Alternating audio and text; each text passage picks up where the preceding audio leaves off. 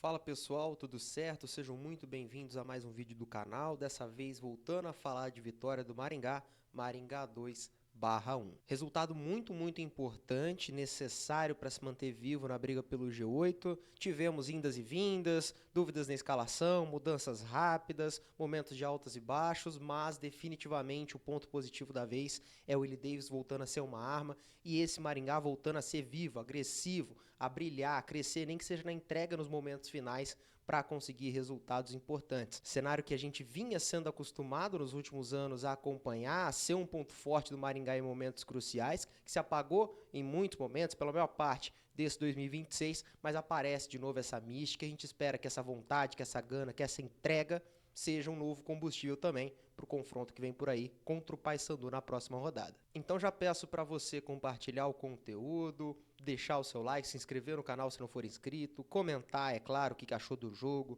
da nossa conversa por aqui, fica à vontade para participar e vamos então para as escalações. Na escalação, o Ivan Campanari, no seu segundo jogo como técnico efetivo do Maringá Futebol Clube, manda a campo basicamente o mesmo time, mesmo meio de campo, Bonifácio, Paulinho, Adeilson Maranhão, ataque também se repete com Negueba mantido na esquerda, Camarão na direita e Kaique Cálito de 9, claro que se movimentando, mas o centroavante, ao menos no papel, ao menos na saída. Linha defensiva ainda assim com 4 jogadores, com o Ronald Carvalho sendo mantido titular, Joe Alexander na direita, o Wendel Lomar titular, mas na esquerda, por causa desse cara aqui. Uma estreia é uma surpresa para quem olhava de fora, porque o Maringá tinha muita confiança, né? Logo depois, escalação, sair e tudo mais. Nosso querido Edivaldo Ferreira, né, da Jovem Pan News, busca informações e falam que o Gesiel já vinha treinando muito bem já há algum tempo, escondido, mas já vinha treinando com o time e estava bem, tinha confiança do elenco. Mas, apesar de ser um grande zagueiro,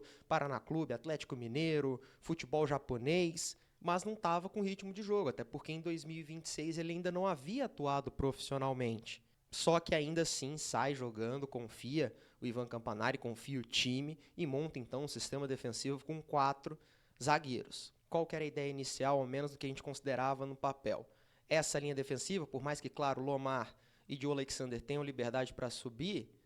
ter um bloco baixo ali, ter uma linha de 4 defensores que segure a onda, que isole bem também o quarteto ofensivo da equipe adversária, que já eu vou trazer mais detalhes, e que dê liberdade então para essas peças, para o Negueba, para o Camarão e para os próprios meio-campistas se movimentarem bastante. Bonifácio para poder articular, o Adeilson Maranhão para chegar na área, Paulinho, né, se revezando, se multiplicando em funções ali também. Liberdade desse bloco como um todo aqui para pressionar o adversário, para roubar a bola na transição, poder correr para frente, fazer movimentações agressivas, trocar de posição, sair de posição com um respaldo defensivo qualificado, com pelo menos ali 4 defensores de elite para o padrão Série C, ou 4 especialistas que sejam, se você não confia muito nesse sistema defensivo, mas 4 zagueiros sobretudo. Aí falando do Barra, mantém-se uma estrutura bem parecida, Evaristo Pisa sempre manda, ou muitas vezes manda esse time a campo num 4-3-3, mas com algumas peças que dão uma denotação mais defensiva, mais reativa para esse time, que já é daqueles que gosta de jogar em transição de qualquer forma. Mantém o Potiguar na direita, lateral mais ofensivo, cara de bola parada, de subida, lateral com mais liberdade. Na esquerda, vai com o Adriel, que é um zagueiro jogando como lateral esquerdo no fim das contas, tá? Então, uma peça um pouco mais pesada, um pouco mais defensiva, ou bem mais defensiva com o lateral tradicional. No meio de campo, o Peçanha já era esperado ser titular, o Marquinhos também, mas alguns jogos atrás a gente já viu esse meio campo com 2 meio-campistas, de fato, meios ofensivos, o Marquinhos e o Varley Júnior, que até entra na segunda etapa. Dessa vez, não. Fixa aqui 2 volantes com Natan e Peçanha, até para dar liberdade para esse quarteto ofensivo aqui que eu tinha destacado. Geralmente o Barra gosta de deixar Simon, Cléo Silva, Marquinho e o Bernabé em condições de contra-atacar, bem posicionados para puxar uma jogada em velocidade, para buscar os espaços, sobretudo Marquinhos, as costas do volante, se tem. Claro, Simon sendo lançado na ponta, Cléo Silva, idem. É um time que gosta desse cenário e que aí, poxa, tentou atacar, não deu certo o movimento de pressão, depois eles podem baixar e ajudar num bloco defensivo mais baixo, mas são jogadores com liberdade, com autonomia, para ter um pouco mais de agressividade também nessas movimentações.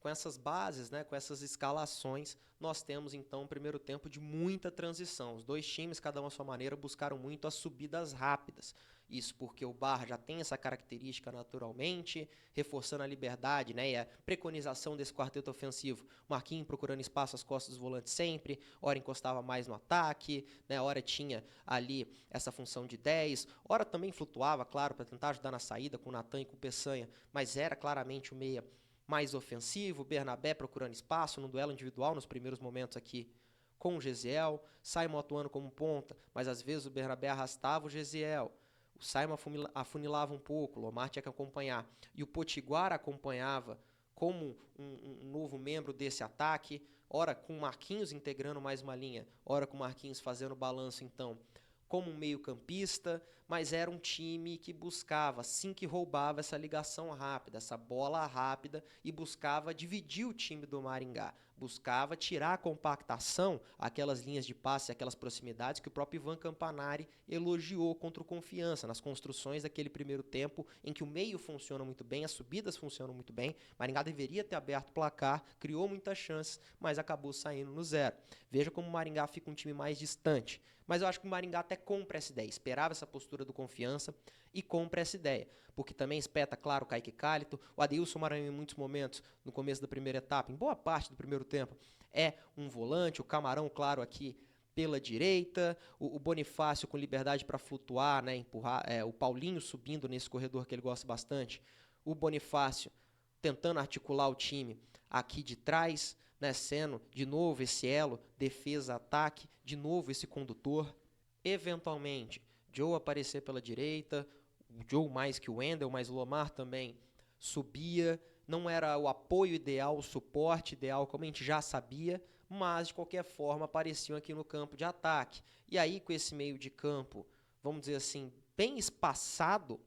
o time que roubava a bola quando pegava o adversário tentando subir rápido, pegava, por exemplo, o Cléo Silva, que às vezes voltava para ajudar subindo, o próprio Potiguar, que muitas vezes fazia esse balanço, obviamente, o Marquinhos, por ser essa peça mais leve, mais ofensiva do meio, subindo. Quando o Maringá conseguia roubar algumas bolas, já acelerava e acelerava com muito espaço. Por isso criou muitas chances até na primeira etapa, rapidamente. Pegava a bola passava por Bonifácio ou passava por Paulinho, se ele estava aqui mais baixo. A gente viu algumas vezes o Negueba também se aproveitando, que o Potiguar saía, e aí não só explorando costas, mas também descendo aqui para participar. Teve boa jogada do Adeilson Maranhão, que ele se projeta as costas, que é o Cálito quem faz um belo passe de peito, a partir daqui a bola sai para o Maranhão, mas até por excesso de velocidade, o Maringá não consegue construir a chance, o próprio Adeilson não consegue finalizar, e para mim esse foi o pecado do Maringá no primeiro tempo. Não acho que foi um primeiro tempo tão ruim como muita gente acha. Não foi tão bom quanto o do último jogo contra o Confiança, isso com certeza. Mas apesar de ter essa possibilidade de atacar rápido, né, e numa dessas descidas rápidas, o Maringá ter conseguido acionar o Negueba pela esquerda e o Kaique Cálito cabecear no travessão, tinha muitos momentos que o Maringá podia rodar um pouco mais bola de novo, como fez contra o Confiança, em que também teve seus contra-ataques, também teve suas roubadas quando o time do Sergipe tentava agredir o Maringá. Mas ainda assim tinha aqueles momentos que o Camarão saía da direita, afunilava, que o Adeilson aparecia aqui como 10, que o Bonifácio investia a bola para um lado, para o outro, acionando o Negueba, acionando o Cálido, se movimentando bastante também da esquerda para o centro, que a gente via uma construção mais estruturada, porque essa reposição, sobretudo do Confiança,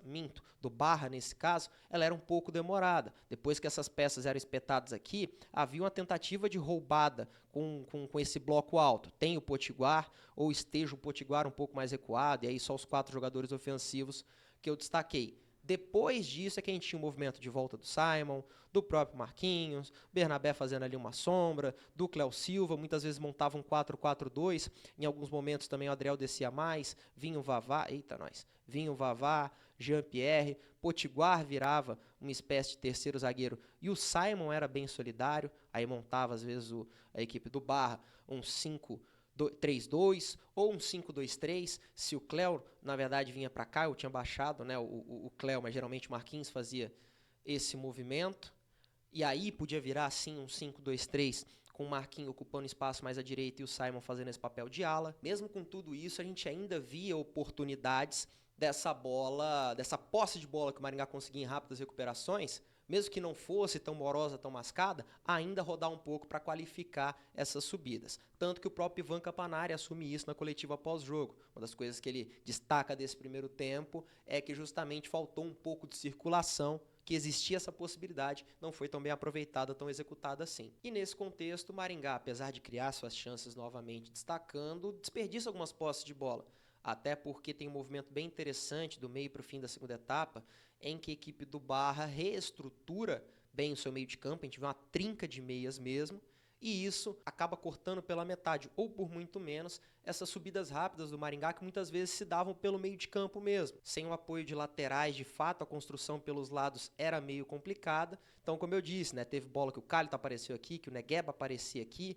que os próprios meias, claro, organizavam, o Adeilson com muita liberdade ofensiva, mas é um meia ainda assim. E fechando melhor esse meio de campo, esse tripé, o Maringá passou a desperdiçar muitas posses, querer acelerar demais o jogo e dar até algumas chances para o Barra. Não teve a chance perigosíssima, clara como o Maringá teve, por exemplo, mas ainda assim cresce um pouco na partida o time catarinense e o principal, evita as subidas que o Maringá estava tão confortável acelerando, apesar de pecar de novo na construção mais perto da área. E se eu falei da falta de apoio ofensivo, a gente tem que falar dessa linha defensiva novamente, da escalação do Gesiel e do Joe, sobretudo de lateral. O Wendel, infelizmente, a gente já esperava, fosse aquele nome mais discreto, pesou um pouco em alguns momentos, mas também teve suas descidas, ora até aparecia como um zagueiro. O Joe tinha deixado a boa impressão dentro do possível, dentro de um improviso contra o Confiança, mas sobretudo o Adriel sendo um defensor de fato aqui pela beirada de campo mais pesado, o Cléo sempre ocupando aqui, ainda fazendo aquele movimento de volta pós-pressão,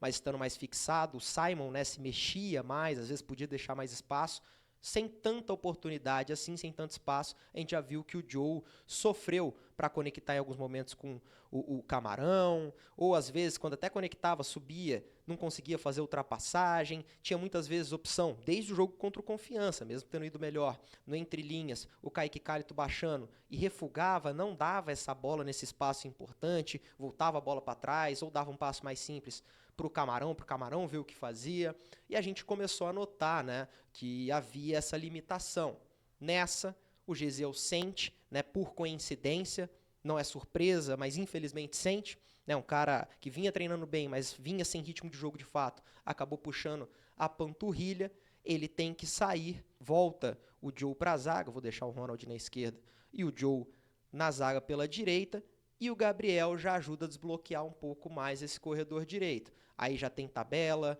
aí já tem bola de ultrapassagem, aí já tem outra jogada que o Gabriel gosta bastante, né, que é afunilar também, pegar, construir um pouco mais por dentro, criar, acelerando em velocidade mesmo, atacando os espaços entre os meias também, enfim, dá outra cara para o time. Já ajuda a construir, né? Se por dentro faltava a construção, faltava a paciência, às vezes o lado construtor do Maringá era o direito, com o Thiago Rosa, com o Negueba bem, com o Paulinho aparecendo, muitas vezes isso acontece na esquerda, mas depois que entra o Gabriel, o Maringá não necessariamente sofre defensivamente e produz muito mais aqui pela direita, vai avançando, ganha força novamente pelo corredor, o que ajuda a abrir o campo, ajuda a aumentar a preocupação da equipe do Barra e que comprova para mim e para muita gente já defendia essa tese. Tem que ser o titular. O Joe pode evoluir para um lateral um dia ou aprender a fazer como uma segunda, terceira função um lateral. Mas um jogo que precisa realmente dessa presença ofensiva, ele ainda não está pronto e não é nem culpa dele. É só insistência mesmo ou preocupação demais com o lado defensivo que tira o Gabriel de campo, para mim, de novo, erroneamente. Com os desperdícios de posse de bola, com as chances criadas, mas ainda assim desperdiçadas, vamos para o intervalo, para o segundo tempo no 0-0, e nessa aí o Maringá já começa a mudar. O Barra mantém uma estrutura parecida, mas troca principalmente aqui todo o quarteto ofensivo até o fim do jogo, né? O Varley faz o papel de meio atacante, mas já marca um pouco mais, já consegue jogar de 8 se for necessário, então compõe um pouco mais o meio do que o Marquinho, que era o 10 titular. Gabriel Silva, peça de velocidade, Marcelinho, peça de velocidade, Betinho, peça de velocidade. Se antes tinha um centroavante, né, na figura do Bernabé, agora é mais um jogador para contra-atacar, até porque a gente já coloca esse cenário aqui, mas o Barra é quem sai na frente, ainda com o Cléo Silva pela esquerda, vai puxando boas jogadas, conseguindo lateral, falta, escanteio, e num lateral para a área tem um cruzamento, aí sim uma cobrança para o sistema defensivo, que outro que estava em campo ainda, o Marcelinho, recebe com muita liberdade na área, bate com muito perigo para o Guilherme Neto, e aí depois da batida da defesa, tem ali uma sobra, segunda bola, que o Varley, melhor, que o Simon completa no segundo pau, tem confusão, trombada com o Omar, Guilherme Neto atendido um tempão, mas gol validado e 1-0 Barra. A partir daí, o Barra vai montando essa formação mais defensiva, deixa eu voltar o Cléo Silva aqui, com 12 não dá, né? E de peças mais velozes no ataque, um meio um pouco mais estruturado, bloco ainda mais baixo, geralmente ou o Gabriel ou o Marcelinho com mais autonomia, mas as demais peças ajudando bastante na defesa. Vale ressaltar que o Betinho sabe jogar de lateral direito se precisar, então às vezes montava aquela linha de 5 que eu já tinha comentado, o Varley corria, podia ajudar na marcação, fazia ali um 5-4-1 no fim das contas. Era complicado, de fato era bem complicado, pós-gol o cenário do Maringá Futebol Clube. Dessa forma, o Maringá até inicialmente tinha, logo após o gol, além de já ter entrado o Giovani Gomes, o Camarão ter vindo aqui para a esquerda, sido uma mudança importante, não só para empurrar o Negueba para dentro, mas para ter o cruzamento aqui com o pé esquerdo, para ter essa jogada de linha de fundo. Tenta então o Maringá inicialmente, ainda antes da entrada do Natalino, mantendo o Kaique Cálito e mantendo o Adeilson Maranhão, tenta ainda algumas construções por dentro, né? De novo, o Negueba vindo mais para cá, tinha ainda uma vantagem nessa faixa central aqui. Para mim, tentou pouco tempo, buscaria um pouco mais de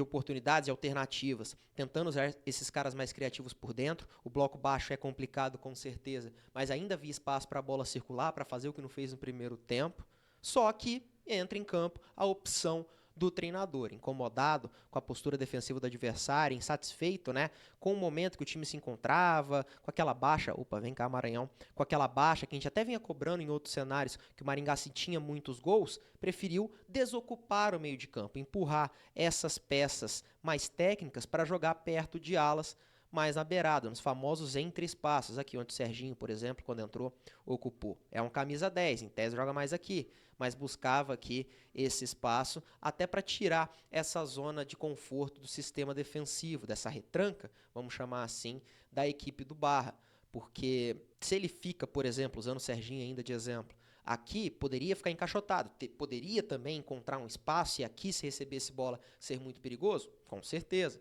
Mas aqui, essa estrutura de marcação, todo esse bloco aqui, central de defensores da equipe do Barra, ficaria muito confortável, deixaria ele completamente cercado. Empurrando o Serginho para cá, trazendo o Negueba para cá, você começa a gerar uma confusão. Betinho vem aqui, vai deixar muito espaço para o Camarão e deixar ele no mano a mano com o Potiguar. Faz o movimento oposto, Negueba pode ter aqui esse vão entre zagueiro e lateral para atacar. Da mesma forma, a história é verdadeira. Gabriel ultrapassa por fora, Serginho pode ter espaço se acompanharem muito, e vice-versa. É uma opção que, de novo, né, gostaria de ver mais construção por dentro, já que faltou desde a primeira etapa. Ainda acho que o Maringá teria superioridade e conseguiria encontrar uma resposta por ali, mas é uma opção mais válida, por exemplo, da tentativa que a gente viu no último jogo do Eggett. O 3-0 contra o Amazonas não tinha uma estrutura parecida com essa, ou pelo menos tinha no papel, mas na função ela não existia. Era muito pragmático o Maringá nessa circulação de posse de bola, pouco objetivo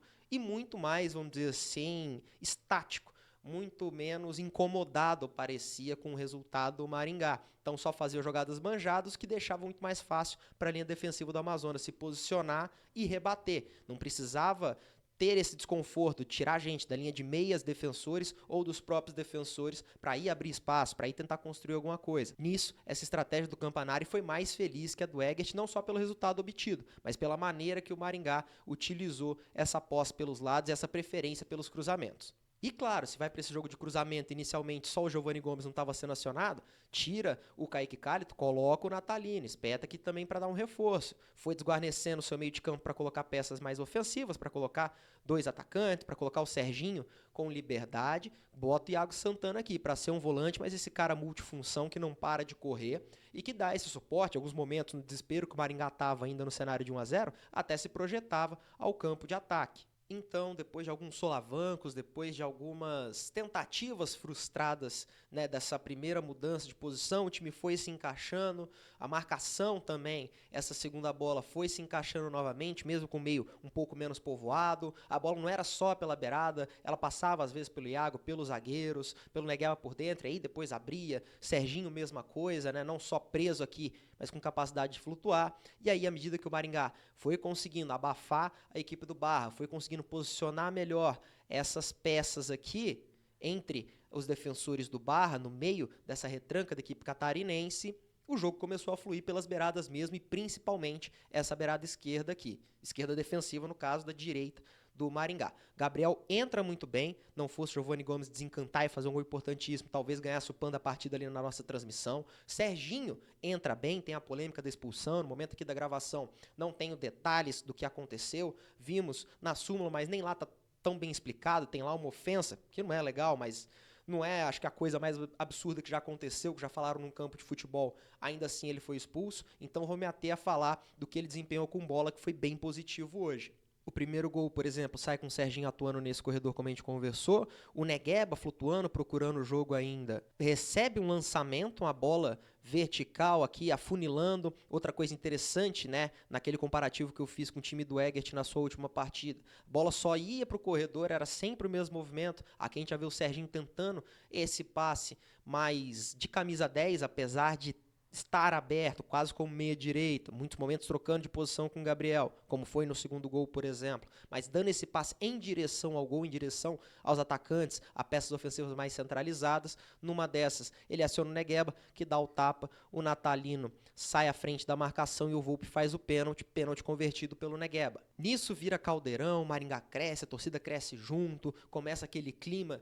gostoso de WD que tinha se perdido há muito tempo, e aos 40 e tantos nós temos numa troca de posição, né, que eu até tinha apresentado aqui. O Serginho então recebe com bastante liberdade, dá o cruzamento, um bolão no segundo pau, e o Giovani Gomes, que mal tinha encostado na bola, estava sofrendo pra caramba, estava devendo sim na temporada, sendo muito cobrado, então infelizmente merecidamente cobrado, mas faz mais um gol importante, um baita de um peixinho, diga-se de passagem, né? Gol para lavar a alma, esperamos de coração que seja o gol do ponto de virada, não só para o Maringá, mas para o próprio Giovani Gomes, que de tudo que a gente viu dentro de campo e que, reforço, merecia a cobrança pela pompa e circunstância que ele veio, pelo que mostrou em outros clubes, sobretudo pelo São José do Rio Grande do Sul, a cobrança era devida. Mas tudo que a gente sabia de dentro do Maringá, que era um cara extremamente trabalhador, que estava incomodado com a fase, tanto que faz, né, o sinal ali da zica, não se vira para a torcida, não pede para ninguém calar a boca, realmente comemora com seus companheiros, extravasa e desabafa, e faz um gol importante, bem ou mal, o gol que dá sobrevida ao Maringá.